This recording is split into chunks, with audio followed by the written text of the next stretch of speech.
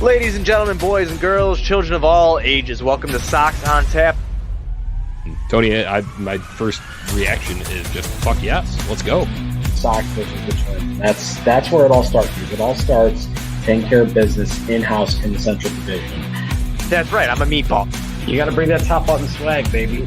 It is always great to beat the Cubs. And I'm a homer, so I always say they're gonna. Dallas Keuchel Lansing got some beards that you should be afraid of. What everybody said when he gets out there, it's me versus the other guy, and I'm going to beat him. So I just love that mentality. It's cool and fucking tough. Steve, would you say that Tony is mad online? I would definitely say that. The White Sox winner.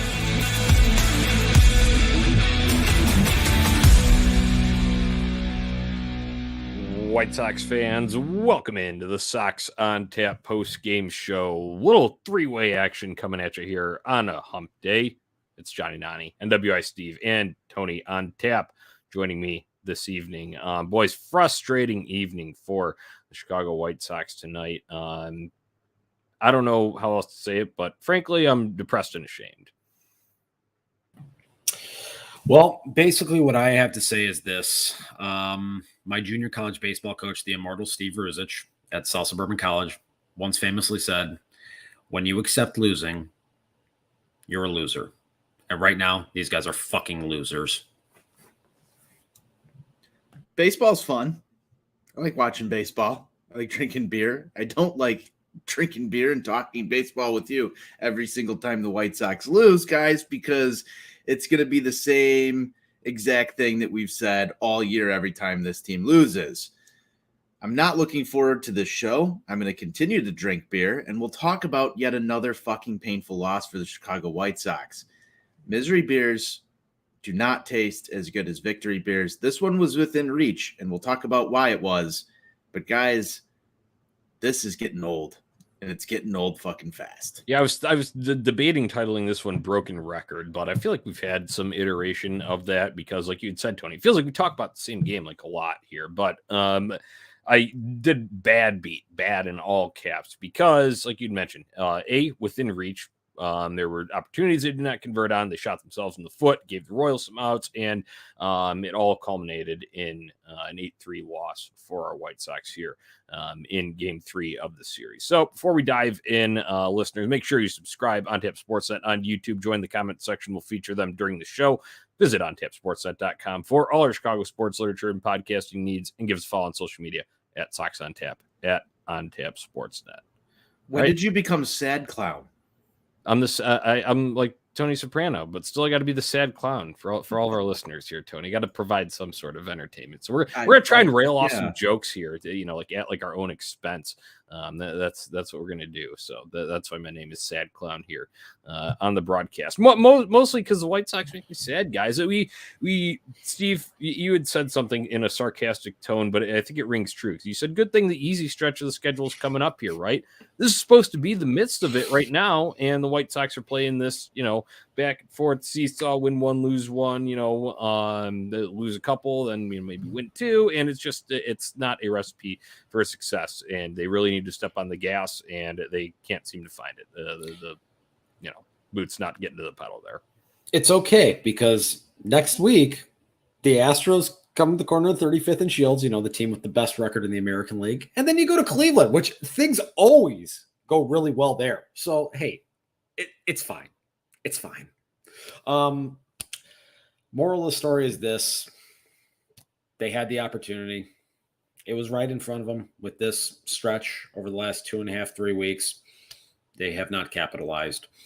More of the same bullshit we've seen all year. Find different ways to lose games. It's just fucking tiresome at this point. You would think by now, here we are 111 games into this season, that you would see some sort of marginal improvement in some area. And it's just not happening. The at-bats are shit. They hit the ball on the ground constantly. They don't score runs. I Twittered this earlier on today because there was some discussion going on about this team hitting with 2 outs. They have the 5th highest batting average in all of baseball with 2 outs. But they have the 24th ranked OPS, in large part because they ranked 26th in slugging with 2 outs, which very much is in line with what we have seen from this team from an offensive production all season. They are a singles factory more than your local goddamn strip club.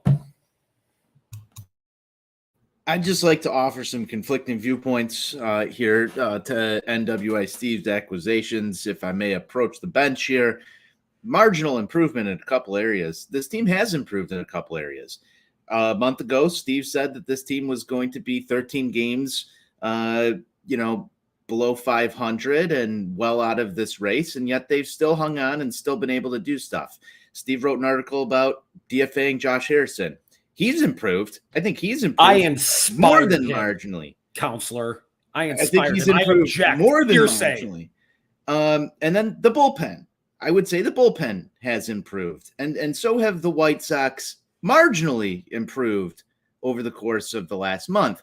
Where I have a problem with this White Sox team is marginally improving was never going to get the job done. You had to do something massive in order to get the job done. And here's where I'll agree with the other side of the argument here. Botching the trade deadline was a huge mistake for this ball club because you needed something on offense to help fix this. Two of the guys that are like very much to blame in this whole entire thing are your guys that have been argued to have the best plate approach on this team for years to come. And that's Yasmani Grandal, Yohan Moncada. Those guys have the quote-unquote best plate approach out of anyone on this roster, and yet have been the ones that have struggled to get the job done consistently throughout this year. That's where you need to see the improvement. My focus is kind of squarely on that. I was going to go and say you could just say had, because it's not existent anymore when you're talking about them having the plate approach. That was more of kind of a thing last year, and I feel like kind of earlier this year when you're talking about guys that were being too impatient, too overzealous, right? And those guys would actually see pitches. So that's where that, I think, stemmed from. But that's had, because that was all in the past. And you, Tony, I like you'd put out the Weather Service in Chicago put out the White Sox. What is it? What's the alert? It's the White Sox shitty plate approach warning. Right. It was in effect again early today. It was. And it's like getting those more than tornado warnings around here these days. I'm not saying you have to work yourself into like 0-2 counts. However, from the get-go, you're already, setting a bad tone when you're just going up and swinging and then grounding out lightly within like 1-2 pitches. And you're not seeing much from the pitcher. You're not giving your guys on deck and guys on the bench much to see. And then you're also, doing yourself in your own at bat there. What's also happening, though, as a result of that, Johnny, is that other teams across Major League Baseball have actual good advanced scouts, something that the White Sox do not have. And they see this on a night in, night out basis, and they relay that information along, and opposing pitchers use that over aggressiveness against the White Sox to go out there and basically tell their pitchers, go out there. You don't have to throw the ball in the strike zone because they are going to swing more often than not. So if it's close, they're going to go ahead and they're going to get themselves out. And what do we see almost nightly? Where does this stem from, Steve? Because I'm just going back to last year, for example. There was a time where there was a giant camp of people that wanted Yasmani Grandal to bat leadoff because he would see the most pitches, his on-base percentage is through the roof. You can make all sorts of arguments in baseball on you want your leadoff guy to be fast or you want your leadoff guy to get on base. There was a whole camp of people who wanted Yasmani Grandal in that position because he displayed those characteristics of somebody who would take pitches, get on base consistently, take his walks, hit for a high average. His bat has absolutely disappeared over the last 2 years completely. And no, that's over the last 2 years. That's wrong. That's just flat out wrong. This year, yes, absolutely. This year, it's absolutely gone. But last year, that's absolutely the batting not. average last year. Through halfway through the year, we're not talking abysmal. batting average in the year of our Lord 2022, Anthony. Why not, Steve? Why because, can't you because, talk batting because average? You know why? Because the White Sox as a team have the 5th highest batting average in baseball. Where do they rank in terms of runs scored? Not good. Exactly. That's situational hitting, Steve. That's a problem. It just goes to show that batting average is empty fucking calories. So you can't go look at batting average with runners in scoring position? Get out of here with that It's empty bullshit. fucking calories. Why is that empty calories? You get Because a hit with runners in scoring position, more often than not, you're going to drive in a run. You didn't see it today with Yasmani Grandal in his one hit that he had with a runner on second base. But guess what, man? Like, what stat are you going to here to quantify any of this? Slugging percentage. You win in 2022 with slugging. Period. Okay, so don't you have to hit the fucking ball to get slugging percentage to go up? You hit the ball in the fucking air and hit the ball hard. This team hits the ball hard straight into the fucking ground. I've seen plenty of warning track fly balls at this point. So are they hitting the ball hard enough then? You tell me. The answer is because no. I get an alert from Twitter that says barrel alert. It went 113 miles per hour. How about fucking drop a single in between? They drop singles more than just about any team in the fucking league. It's all situational. It's all situational. Yeah. Well, again, what did I just say? What did I just get done talking about here? They have the fifth highest batting average with 2 outs. And literally, you have all these fucking situations where you have guys like but like, you need runners on base with the highest. Like you need runners on base in order to do and that. then guys just hit fucking singles and they don't score. Yeah, but you have it's inflated because those are singles with 2 outs with nobody on. You want me to pull the numbers on the total number of singles they have as a team this year? Sure, I'm sure it's astronomical. I'm not in disagreement with you here. All right, we can all go. All right, I didn't realize I was stepping into violence here on Sox On Tap post-game show.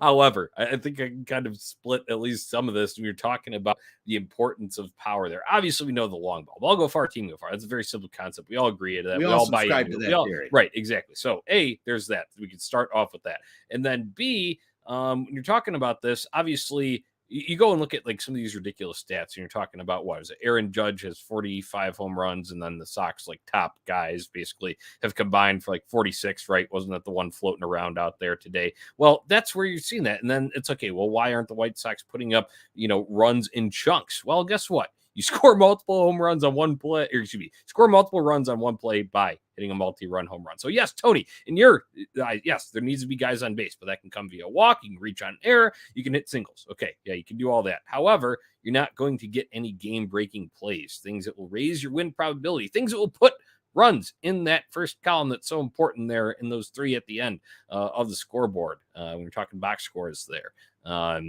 It's much easier to do that when you're hitting for power, and that's where the slugging comes in. So I hope I could bridge a gap there in Violence Hour on Sox On Tap.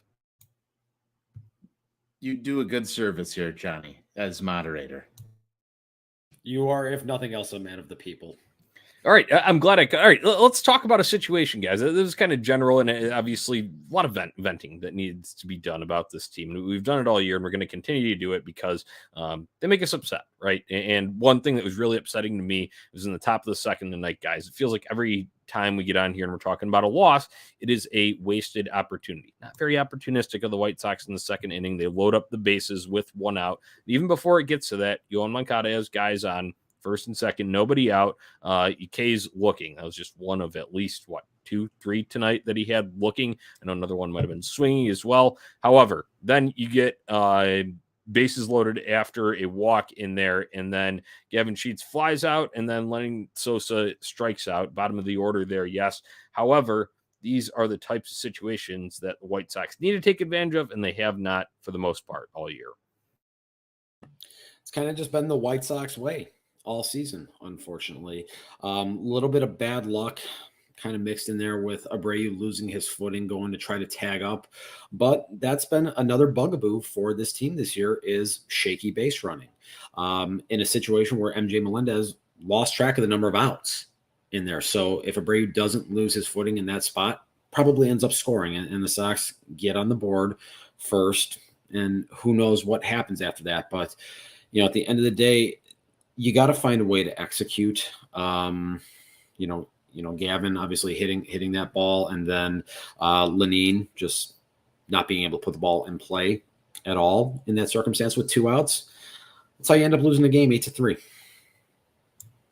Unfortunately, in this day and age, as Steve likes to say, in what is it, Steve? The year about the year of our Lord 2022, the White Sox have absolutely zero room for bad luck plays. You have zero room for bad luck plays. A, because you got yourself there, and by playing shitty baseball through the first half and some change of the season, and B, because no one in this fan base cares that you lost your footing on that play, because guess what? You can go look at the replies on twitter.com to every single final score that the White Sox lose. It's fire La Russa, fire Menachino, fuck this guy, fuck that guy, because you lost. So you've afforded yourself no room for leeway. So it doesn't matter. Even though we can sit here and get mad about all this stuff and then sit here and rationalize, hey, if Abreu scores on that play, this might be an entirely different ball game. That's off the table now, because the instant reaction's hot, and the instant reaction is it in the left-hand column or the right-hand column? So it doesn't fucking matter if Jose Abreu almost got close to scoring a run, because at the end of the day, people are hot on this team because they're not in first place right now. And what the expectations were set at the beginning of this season, they've underperformed. So it doesn't matter. If you're not going to be opportunistic, as Jonnie loves, you're first or you're last at this point in the gospel of Ricky Bobby. And that's the end all be all. Right. I mean, that's what matters at the end of the day, right? You want to strike in that left-hand column. And Tony, I think that's it can be harsh and seem like kind of like, overreacting at times, maybe from some aspects of it, because you can go and look at a play and the subjectivity of it. However, this team, like you had said, going back to another thing you talked about, not, being allowed bad luck plays, something like that. Well, guess what? If you're sitting up 8 games in the division, you can live with something like that. Sure, you'd want it all cleaned up and you want to play clean, crisp baseball, as we love here at Sox on Tap. But they have no room for that at all. No room for errors, unfortunately, where they're at. And then maybe that is resulting in them pressing a little too hard. But at the same time, you could also go and look at a lack of emotion and say, are they pressing hard enough? That's where kind of my mind would slip. And you could kind of go either way down that road. So, guys, we don't need to get into all like the kind of back and forth here. We'll touch a little bit on another sort of opportunity that the White Sox had here and how they did actually score. But it was Jonnie Cueto day on the bump, and this guy goes out and he gives, gives his all every single time. And this is one where he, only ends up with 2 earned runs on the day. There was a situation where the White Sox were giving away outs, Yoan Moncada specifically, and it broke open an inning, and that honestly kind of seemed to be the unraveling point. But hey, Jonnie Cueto done dirty once again by his offense. On a night where he obviously did not have his typical pinpoint command, he battled his way through 6 innings, and he should have left with a 3-1 lead. Unfortunately, the defense did betray him there in that 6th inning. But I've talked about this a number of times with him. This is a guy that is a professional starting pitcher. This is a veteran and someone that the young guys on this rotation should be able to learn from. When you go out there, when you don't have your quality stuff, you find a way to get through a ball game and give your team an opportunity to win a baseball game. He did that today. He didn't have the good stuff, but he still kept this thing close enough to where they had a chance to win a baseball game. I have nothing left to say about Jonnie Cueto. He's like, honestly, it's just a joy to have seen him in a White Sox uniform. The work ethic, the way he battles, everything else. I think you can pretty much take that and know that that's what you're going to get from him every single time he takes the mound in whatever uniform he's putting on. Again, nothing else from that. It sucks that they didn't give him the run support that he needed today, Jonnie. And the thing about Jonnie Cueto is, you're probably going to see on his Instagram story or on his Twitter tomorrow, it'll be something about forward and about, the team and, trudging through adversity, something of the likes, just because that's the kind of guy he is. But at the end of the day, I will say, close it up with Jonnie Cueto deserves better than this White Sox team offers behind him, because he gives it his all every single time. And obviously the numbers too, when you go and look at that 6 innings, sure, scattered 9 hits, however, 3 runs, only 2 of them earned, 1 walk, 4 strikeouts. still another solid outing. He gives you a chance to win. White Sox not able to take advantage of it. Obviously, we mentioned some of those issues there. Let's talk Yoan Moncada and his dumb fuckery. You could go and take the plate approach here, or the results of the plate, I guess, or you could take his kind of meltdown in the field a little bit on some of the plays was at the bottom of the sixth that kind of really turned the tide in this game in favor of the Royals. Well, I'd like to start off with the plate approach here. I, for the life of me, cannot understand what he is trying to do in the batter's box right now. I have talked for several years about the fact that he is far too passive in the batter's box, that there would be times where he would actually work himself into quality hitters counts, 2-0, 3-1, to get a fastball to drive. We saw him do that consistently in 2019, and he drove the baseball, and that was, ironically enough, his best season in the major leagues and in a White Sox uniform. For whatever the reason here, he's not going up there looking at fastballs. And it makes no sense to me how you can be at the major league level right now and not just trying to zone up fastballs. Even when you get ahead in counts, he's consistently taking cock shots, 2-0, 3-1, that are right there. And then what happens? He goes and gets painted right on the black with a strikeout and sits down looking. So whether this is a scouting issue that is happening or whether this is an approach issue that is coming from Frank Menachino or the analysts within this organization, something's got to change here, because this guy should not be taking as many hittable fastballs as he is. And the results are showing it ain't fucking working. I remember a time when everybody asked, are we worried about Yoan Moncada? And a lot of people would laugh in your face. And then I saw Twitter accounts today change their name about Yoan Moncada. And then I saw big other accounts from national coverage units say they're worried about Yoan Moncada or close to hashtag done with Yoan Moncada. I've seen so many people fall off the Yoan Moncada train lately that it makes me beg the question, after I wrote the article about Yoan Moncada and the great debate, whether or not the last thing I said there, that it's the player who gets to determine the end of the storyline, if the player is writing the right story right now. Because everything looks horrible. I put out a poll or a question on Twitter before this season started. What are we expecting from Yoan Moncada this season? And I got a bunch of responses from people who said that, he's going to hit close to 20 home runs and you'll see that average back up towards 2019, because a lot of people want to believe that Yoan Moncada is going to be good. But when you start to see people who've backed Yoan Moncada on social media for such a long time all start to turn on the same day, I think that involves some sort of investigative research, at least if you're an inquiring mind, to sit back and say, why? Why is everybody so close to done with Yoan Moncada? I don't know. I've got to use my resources. Steven, I'm going to turn to you here. This might be the next Sox on Tap Investigates files. Why are we getting close to done with Yoan Moncada?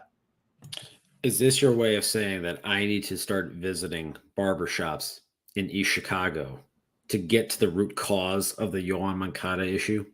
Is that what you're telling me, Anthony? It might be. You might need to send you. Or do I need to go check out the Hooters in Maryville? Whatever it takes. You're on assignment. Noted. Right. And Tony, the fix might be as simple as, doesn't he perform better after a haircut or some shit like that? I saw that on Twitter. I definitely retweeted it. I think he might need a haircut right now. That's got to fix it. I know earlier this season, we ran a poll. What does he need to do? I think somebody suggested a slump buster. Jonnie, I think you suggested shock collars. I said he needs to get back on the Twinkies. We might have found the answer. Maybe he needs to go get a good haircut. Yeah, that could be it. He needs a fresh fade there. Okay. That does it for Moncada there.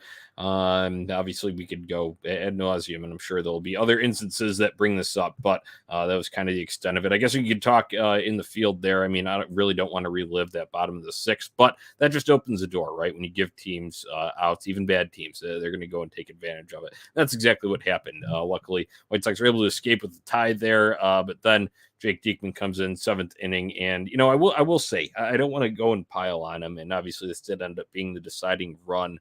However, he has been fairly solid, and he knew that he just missed his location on that one. And Melendez is a fairly decent hitter, and obviously was able to connect on that. So I don't think we should really pile on Jake Diekman here. But I don't know, thoughts on first blemish here, because then you could also go and turn that the other way and say, oh, well, even Rick Hahn's one addition can't get the fucking job done, right? I mean, it's the volatility of bullpen arms. You're going to have outings where you go, and I mean, let's be real about this. He was one pitch away from getting out of the inning, tied at 3, and makes a mistake out over the plate. Melendez hits it out of the ballpark. I think people forget with MJ Melendez, this is a guy that hit 40 home runs across the minor leagues last year. So this is a player that the Royals are counting on to be a big part of their next core group, along with the likes of Bobby Witt Jr. And some of the other guys that we're starting to see come up to Barbecue City right now. Nick Prado, Vinny Pasquantino, mixed in there too. And made a mistake and got. Couple of thoughts here. Number one, I'll go to the Vinny guy. Boys, I want Vinny in a Chicago White Sox uniform just because we need a stronger Italian presence, as our guy Steve would say. He's a left-handed hitter. He kind of reminds me a little bit of Gavin Sheets-esque. Yeah, he's been a Sox killer, so subtraction from them is already addition for us, right? If we could get Vinny in a White Sox uniform, Johnny, I can't imagine the Sopranos memes that we would be able to create here. Right. Just want to speak that into existence somehow. Rick Hahn or whoever the future GM of the Chicago White Sox, if you're listening to this, Vinny's our guy. Rick Hahn get fired. So you're laughing now. Now I want to bring it back to Jake Diekman here for just a second. Johnny, you said there you could go a bunch of different ways here on how you analyze this one. Steve, you said he was one pitch away. I'm going to go back to something I said just a little bit ago. There's no room for that shit anymore. There's no room for it. So guess what? I'm going to take that second route you gave, Johnny, and go, I'm going to pile it on this. You came in, you said you wanted to pitch every day, Jake. We've given you your praise here. Sometimes you need tough love. You can't do that shit. You can't miss your spot because the room for error is zero. The room for error is zero. There is absolutely no excuse for anybody not to perform in a way that is going to make this ball club win right now. This White Sox team hasn't been good enough to give themselves the benefit of the doubt, and you can't take the silver lining. He was one pitch away from this at this point, at this juncture right now with how critical this shit is. This was supposed to be the easy part of the schedule, bumslaying tour. If you're going to bumslay, you got to execute 100% of the time. And if you're not good enough to execute against the Royals, why should anybody expect you to execute against the Houston Astros? This shit has got to stop. It's got to be one way or the other. Either we're here to win ball games or we're here to miss narrowly. It's as simple as that. There's going to come a time during this schedule where the Sox and the Twins can beat up on each other, and Cleveland's got Kansas City. And unless Kansas City plays Cleveland the way they play the White Sox, the math is starting to not add up in favor of the White Sox winning this division. So you don't have room for error here, Jake Diekman. And yeah, if that's Rick Hahn's only addition, and this ball game, which was easily winnable, if it wasn't outside of Jose Abreu slipping up, where does the excuse line stop? I guess is what I'm getting to, because every single time we watch this team, there's fucking 8 different things that we can all go play the butterfly effect on. I'm a big fan of it, but sometimes the butterfly effect has to fucking stop because good teams great teams don't have the They butterfly just get it effect. done. They Right. just get the fucking job done. Yeah, right. And that's definitely a different situation if fucking idiots, Yohan Moncada, Gavin Sheets, and Lenyn Sosa at the bottom of the order can do something in the second inning. I firmly believe that. So all those guys, they deserve plenty of shit too then, Tony. Absolutely. Gavin and I will be talking about it in the backyard tomorrow. Yeah, well, he sucks. So couldn't even get a hit, hit a reach on an error. The White Sox gifted their runs, I guess, in this one. So, and then that's where I want to go to you guys on this, because obviously you had to take the shot here. So let's hear it. Does Adam Engel get the job done there? Sure. No, none of them do, because it's a stinky aura around it, and obviously the offensive problems are top to bottom.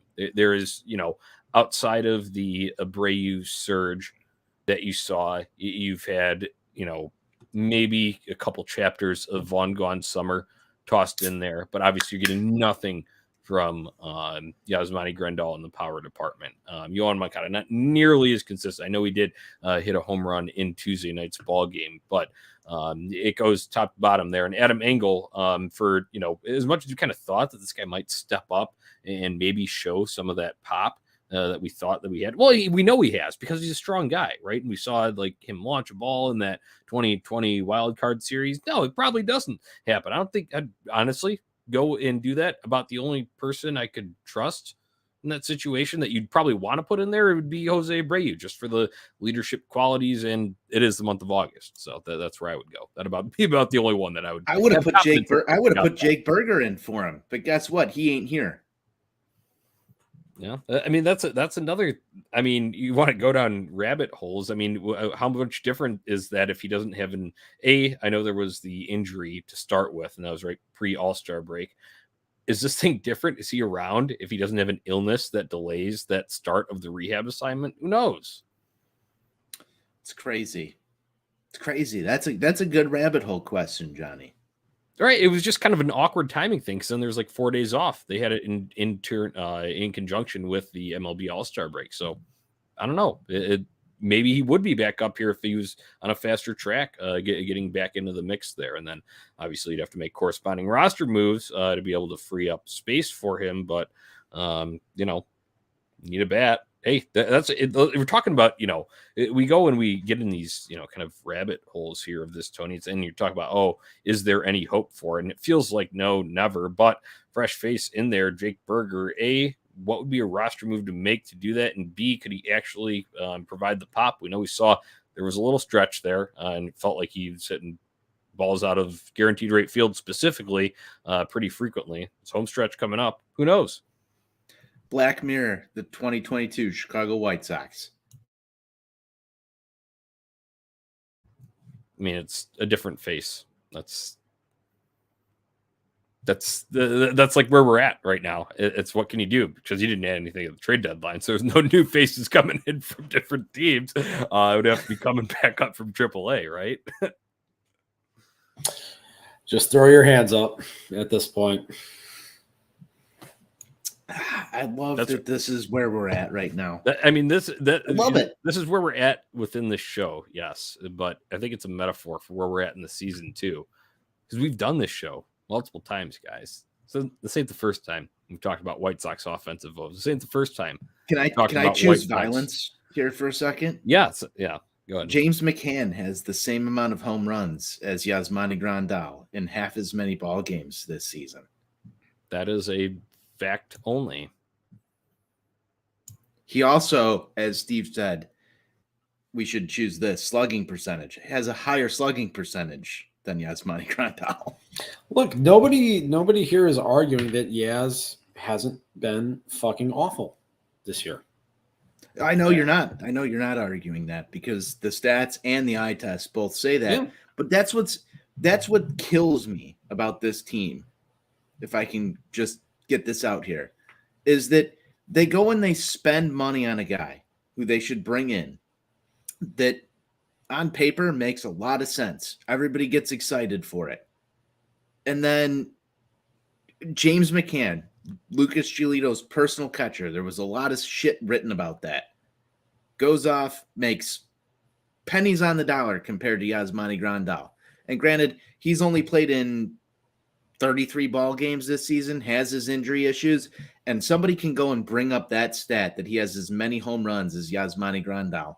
Why do we have to be the team that guys go to and their career dies? I don't understand it. As a White Sox fan, it's fucking painful to have to be able to just sit there and look at that stat and go, the storyline behind it is just incredible, because I don't want to tell you that. I don't want to read this live on air. I don't want to read that James McCann has the same amount of home runs as Yasmani Grandal, and then everybody get all up in arms every single time I'm watching a baseball game and the Sox go down in the second inning and they say it's over. It's over because of reasons like that. Right. I'm frustrated with that. Reasonable. Yeah, no, I think everybody should be frustrated with it. Obviously, it's a lot of money committed too. So when you go and talk about the return that you're getting for what you're paying him, it's not great Bob.gif, right? But the reasons for that is A, the White Sox can't have nice things, and B, that's a White Sox. And then C, I will say that it's always something. Well, okay, that's C, it's always something. And D, you could not have projected a crater like Yasmani Grandal has experienced this year, even if it was going to be a drop-off from the end of last year. And I think that it's easy to go and forget that, because as soon as that leg got repaired last year surgically and he came back, he was slugging. He was hitting home runs. He was lighting up the fireworks. He had a home run in that. I know Lori Garcia had the multi-run home run. He hit a home run in that blackout game. The one game that they did win in the playoffs last year. He was a productive player down the stretch. And even if he would have just regressed to more of his kind of career norm, right? It still would have been at least some production. You're getting nothing out of him. And Steve, I don't know about you. I could not have predicted this, and it's thoroughly disappointing, especially. I was a big fan of it. I was a big fan of the signing. I liked what he gave us in 2020. Obviously, the first part of last year was tough. I liked what he did when he came back, though. He showed resurgence, and he talked the talk. He talked the talk, then walked the walk when he said the second half's the fun half. Wouldn't miss it for the world. Well, he didn't miss it, and he didn't miss too many opportunities to hit balls out of the park. Not the case this year. Yeah, I mean, look, if you look at his first two seasons here, he had an OPS over 900 in both of those seasons. Everybody wants to talk about the 2020 season. Look, it was the same. It was 60 games for every team. Okay. And he came back off the knee surgery last year in the second half and was literally one of the 5 most productive players in all of baseball offensively from that time. So there really was no way to kind of see him cratering the way he has. Now, obviously, there's risk anytime you have a 33-year-old catcher with knee issues. That is something that can lead to a precipitous decline quickly. And that's something that, look, it's the White Sox, so you almost have to kind of build in that risk factor with it. But nobody saw him being one of the worst offensive players in the entire league this year. I think one of the things that's even more frustrating about it is that he's not walking this year because pitchers they know they can challenge him, because nobody's afraid of him doing any damage this year when he impacts the baseball. So the famed Yasmani Grandal strike zone knowledge and understanding of the strike zone, it's gone out the window this year because pitchers are just openly attacking him because they have no fear of recourse against him. Sad state of affairs that we find ourselves in here. That's just one of the many problems, though, guys. We could go all night with this, but we do have a game tomorrow to get to. Quick turnaround. It is a name matchup, 1:10 p.m. It'll be Dylan Cease on the bump against Zach Greinke for the Royals. Feel like this should, when you always feel pretty good about Cease, and I do. I feel good about him on the bump. However, I worry if we're going to score any runs for him. I think they'll score runs for Dylan Cease. Tomorrow's game has the traditional White Sox. Everybody's so down today, feeling, and then they'll come out tomorrow because it's been a few days since you saw an offensive outburst, and it just has that comeback game that gets everybody drawn back in. So I think they'll give runs for Dylan Cease. They should have gave runs to Johnny Cueto tonight. I don't know where they're at. So they're past due on their bills, so they're going to have to pay extra tomorrow. Yeah, I like that, Tony, because they are a 500 ball club, and 500 ball clubs play 500 baseball. Yes. And they would not be 500 in the series if they didn't record a win in the series finale. So The math checks out, Jonathan. Look at us doing math on Sox on Tap. Who would have thought?